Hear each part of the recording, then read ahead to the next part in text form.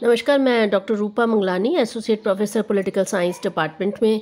आज हमारा टॉपिक है डेविड ईस्टन द्वारा प्रतिपादित व्यवहारवाद के मुख्य आयाम। तो जैसा कि हम जानते हैं कि व्यवहारवाद के हमने उदय के कारण देखे, विशेषताएं देखी, हमने देखा कि व्यवहारवाद के आधारभूत लक्षण क्या है। इसी क्रम में हम देखेंगे कि डेविड ईस्टन ने व्यवहारवाद के जो मुख्य आयाम दिए हैं वो क्या हैं।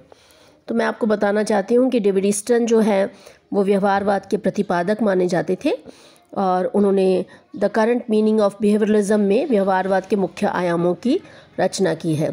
सिलेबस के इस खंड से बड़ा क्वेश्चन बनता है 20 नंबर का और बहुत ही महत्वपूर्ण क्वेश्चन है जो कि आपको जानना चाहिए, इसलिए इस टॉपिक को ध्यान से पढ़ें। तो व्यवहारवादी उपागम परंपरागत राजनीति शास्त्र की राज्य संबंधी औपचारिक, कानूनी एवं दार्शनिक सीमाओं को स्वीकार नहीं करता है।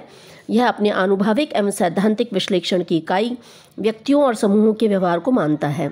व्यवहारवादी उपागम के अनुसार यह ज़्यादा महत्वपूर्ण नहीं है कि उसे कैसा होना चाहिए।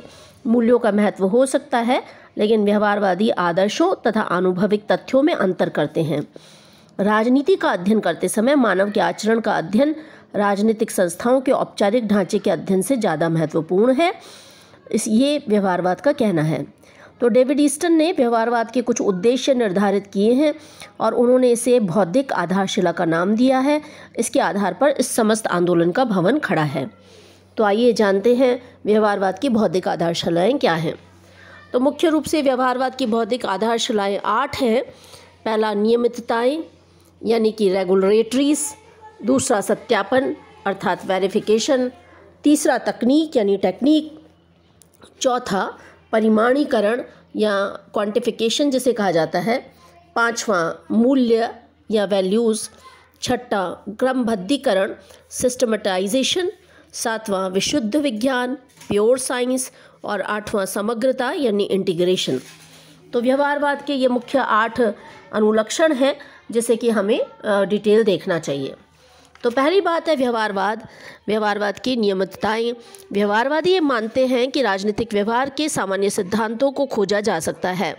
राजनीतिक व्यवहार में कुछ ऐसी प्रवृत्तियां पाई जाती हैं जिनको जो बार बार उभर कर सामने आती हैं और जिसके संबंध में इस प्रकार के निष्कर्ष निकाले जा सकते हैं जिनके आधार पर राजनीतिक घटनाओं को आंका जा सकता है, समझा जा सकता है और उसके संबंध में भविष्यवाणी की जा सकती है। उदाहरण के लिए यह देखा गया है कि मनुष्य विभिन्न अवसरों पर कुछ बातों के संबंध में एक ही प्रकार का व्यवहार करते हैं।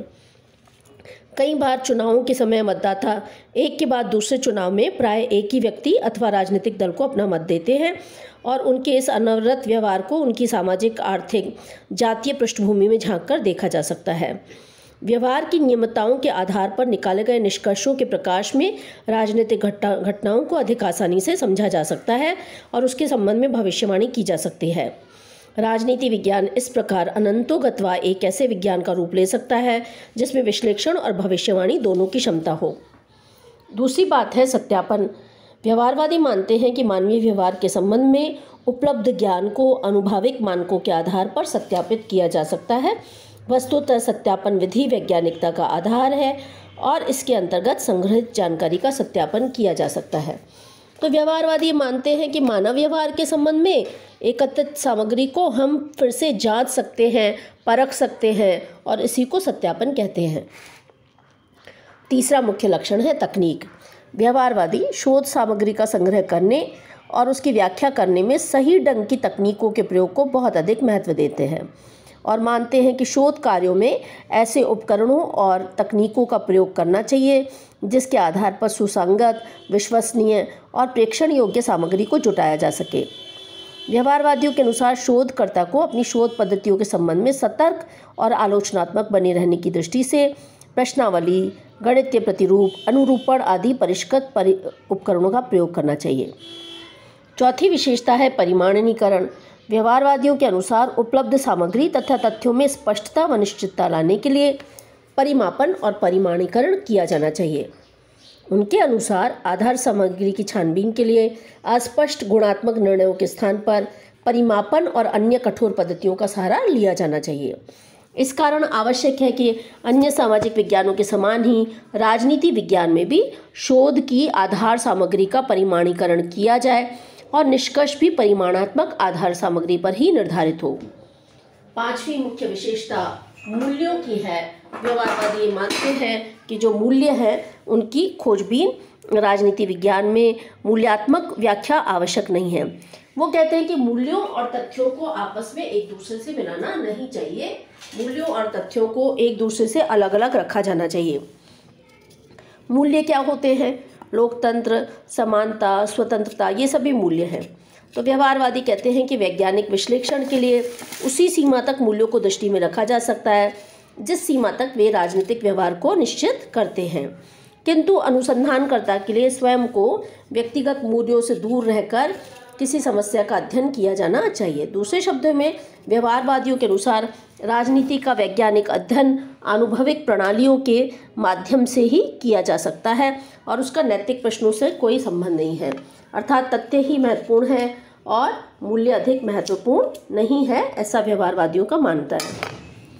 अगली विशेषता है क्रमबद्धीकरण। व्यवहारवादी ये मानते हैं कि शोध कार्य क्रमबद्ध हो, व्यवस्थित हो, हर रिसर्च के काम को सिद्धांत से संबंध किया जाए। शोध यदि सिद्धांत से अनुप्राणित नहीं है तो महत्वहीन है। सिद्धांत यदि आधार सामग्री से समर्थक नहीं है तो वह निरर्थक है। संक्षेप में थ्योरी यानी सिद्धांत से स्वतंत्र एकत्रित किए गए तथ्य निरर्थक है, इसीलिए सिद्धांत और तथ्यों का आपस में संबंध है।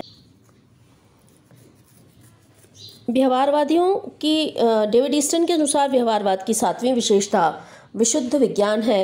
व्यवहारवादी विशुद्ध विज्ञान की दृष्टि से विचार करते हैं। वे इस बात पर सहमत हैं कि सिद्धांत के बोध से वास्तविक जीवन की समस्याओं को समझा जा सकता है। व्यवहारवादियों का ये कहना है कि सिद्धांत और व्यवहार से उसका प्रयोग वैज्ञानिक होना चाहिए। वे शुद्ध अनुसंधान पे बहुत अधिक बल देते हैं। उनका विशिष्ट और न्यूनतम सामाजिक समस्याओं में संभव न हो तो उसमें कोई आपत्ति नहीं होगी। इस प्रकार वो विशुद्ध विज्ञान या प्योर साइंस पे बल देते हैं। आठवीं विशेषता समग्रता है। व्यवहारवादी मानते हैं कि मानव व्यवहार का अध्ययन खंडों में नहीं किया जा सकता। मानव व्यवहार में बुनियादी एकता पाई जाती है और इसी कारण समाज विज्ञान के विभिन्न विषय एक दूसरे के निकट हैं। व्यवहारवादियों के अनुसार मनुष्य एक सामाजिक प्राणी है। यद्यपि उसकी सामाजिक, आर्थिक, सांस्कृतिक और अन्य प्रकार की गतिविधियों के पीछे सीमाएं हैं, फिर भी इनमें से कोई भी गतिविधि ऐसी नहीं है जिसे संपूर्ण जीवन के व्यापक परिप्रेक्ष्य में रखे बिना ठीक से समझा जा सके। इसी कारण किसी भी राजनीतिक घटना के अध्ययन के लिए आवश्यक है कि हम समाज में होने वाले आर्थिक, सांस्कृतिक और अन्य घटनाओं को भी अच्छी तरह से समझ सकें। यदि राजनीतिक मनुष्य को आर्थिक, सामाजिक अथवा सांस्कृतिक मनुष्य से भिन्न करके देखने और समझने का प्रयास किया गया तो उसके राजनीतिक व्यवहार की यथार्थ स्वरूप को पहचान पाना संभव नहीं हो सकेगा। संक्षेप में व्यवहारवादी अंतरशास्त्रीय दृष्टिकोण के समर्थक हैं। तो इस प्रकार हमने देखा कि डेविड ईस्टन जो है उन्होंने व्यवहारवाद के संबंध में जो है 8 मान्यताएं दी हैं और ये 8 मान्यताएं बहुत प्रमुख हैं और ये 8 मान्यताएं आपसे परीक्षा में बड़े क्वेश्चन के रूप में या छोटे क्वेश्चन के रूप में पूछी जाती है। मैं आपको बताना चाहती हूँ कि जब हम परंपरावाद से आधुनिक राजनीति विज्ञान की ओर विकसित हुए तो व्यवहारवाद का विकास हुआ था। तो सबसे पहले ग्राहम वालिस की पुस्तक आई थी, ह्यूमन नेचर इन पॉलिटिक्स। पुस्तक का नाम था ह्यूमन नेचर इन पॉलिटिक्स। और आर्थर बेंटले की किताब आई थी द प्रोसेस ऑफ गवर्नमेंट, ये 1908 में प्रकाशित हुई थी। तो 1908 में 2 किताबें प्रस्तुत हुई जिसने कि परंपरागत के स्थान पे आधुनिक राजनीति प्रणाली की बात की और यहीं से राजनीति विज्ञान के अध्ययन प्रणालियों में भी बदलाव आया। तो व्यवहारवादी उपागम वैसे तो द्वितीय विश्व की जटिल परिस्थितियों की उपज है, लेकिन द्वितीय विश्व से पहले ही इसके विकास की पृष्ठभूमि खड़ी हो गई थी। अमेरिका में चार्ल्स मेरियम ने व्यवहारवाद की अगुवाई की और मेरियम की किताब का नाम था न्यू एस्पेक्ट ऑफ पॉलिटिक्स। मैं फिर से रिपीट करती हूँ, न्यू एस्पेक्ट ऑफ पॉलिटिक्स। ये किताब 1925 में आई और ये अनुभववादियों की प्रेरणा का स्रोत बन गई। मेरियम के अधीन ही राजनीति शास्त्रियों के समूह ने राजनीति विज्ञान को समाजशास्त्र, मनोविज्ञान, दर्शन, सांख्यिकी, अर्थशास्त्र एवं मानवशास्त्र जैसे विज्ञानों के निकट लाने का हर संभव प्रयास किया था। राजनीतिक तथ्यों में मापन विधि को लागू किया गया और द्वितीय विश्व के पूर्ववर्ती काल में जो है राजनीति विज्ञान का अन्य विद्वानों ने इसका विकास किया। इस प्रकार राजनीति विज्ञान के लिए जो है पृष्ठभूमि तैयार हुई। शिकागो यूनिवर्सिटी में टी.वी. स्मर्थ, चार्ल्स मेरियम, हैरोल्ड रासवेल, ये सब आधुनिक राजनीति विज्ञान के संस्थापक थे और उन्होंने आधुनिक राजनीति विज्ञान को जन्म दिया। और आगे चलकर जो है मेरियम के बाद Harold Lasswell, David Easton, Almond Coleman, Karl Deutsch, Edward Shils, ये सब, इन सभी ने व्यवहारवादी अध्ययन को आगे बढ़ाया। रॉबर्ट ए डहेल और सिमूर एम लिप्सेट ने शोध कार्य के लिए सिद्धांत निर्माण पर बल दिया, लेकिन व्यवहारवाद के विकास में मुख्य योगदान डेविड ईस्टन का था, सबसे अधिक महत्वपूर्ण योगदान था। और यही डेविड ईस्टन ने आगे चलकर व्यवहारवाद के अगले चरण, जिसमें व्यवहारवाद की कमियों को दूर किया गया, वो था उत्तर व्यवहारवाद। तो उत्तर व्यवहारवाद का उद्बोधन भी डेविड ईस्टन ने किया था। तो इस प्रकार व्यवहारवाद और उत्तर व्यवहारवाद के संदर्भ में जो महत्वपूर्ण आयाम प्रस्तुत करने वाले थे वो डेविड ईस्टन थे। इनकी किताब the current meaning of behaviourism बहुत महत्वपूर्ण है, इनका लेख जो है वो बहुत महत्वपूर्ण है और इसके माध्यम से उन्होंने बौद्धिक आधारशिलाएं रखी। तो आज हमने डेविड ईस्टन द्वारा प्रतिपादित व्यवहारवाद के मुख्य आयाम पढ़े। तो आप इस टॉपिक को प्रिपेयर कीजिए और इसके नोट्स बनाइए और जब हम मिलेंगे तो इस पर चर्चा भी करेंगे। अपना और अपने परिवार के स्वास्थ्य का ध्यान रखें। शुभकामनाएं।